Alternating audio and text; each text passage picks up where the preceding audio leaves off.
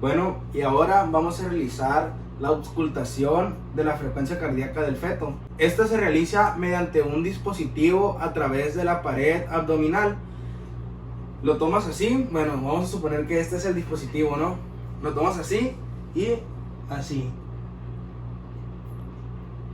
Así es como vas a escuchar los latidos del corazón del bebé, del feto. Antes de realizar este procedimiento es muy importante presentarnos con el paciente, en decir: hola, yo soy el enfermero en turno, mi nombre es Martín Insunza y voy a estar con usted en este procedimiento.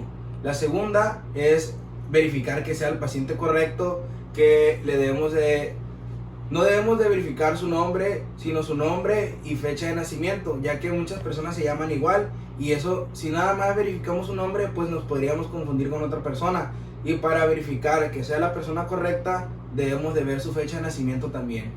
Y la tercera, pues es explicarle el procedimiento a la paciente, explicarle lo que vamos a hacer para que la paciente se sienta en confianza y no esté nerviosa ni nada. Bueno, en el equipo y material vamos a necesitar un estetoscopio epinal, que es un tubo en forma de cono con un hueco por dentro, y este nos va a ayudar a escuchar los latidos del bebé. Como lo pueden ver aquí se los voy a estar poniendo, así es. Bueno, ¿cómo vamos a utilizar el estetoscopio? Supongamos que este es el estetoscopio.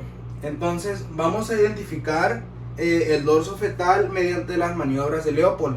Una vez que lo identifiquemos, vamos a colocar el estetoscopio con la parte hueca, con la parte más ancha y hueca en el dorso fetal de la paciente.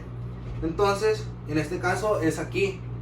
Entonces, vamos a colocar el oído en la parte superior del estetoscopio y así es como vamos a escuchar pues los latidos del feto. Bueno, una vez que hayas colocado el estetoscopio en el dorso fetal, con el reloj vas a contar 1 minuto y vas a contar los latidos del bebé que estén en los parámetros normales.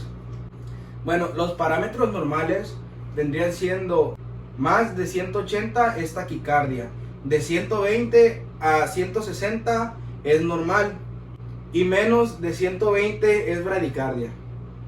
Bueno, pues esto sería todo. Espero y les haya servido, espero y me haya dado a entender, y hay que tomar muy en cuenta todo lo que aprendimos en este video. Gracias.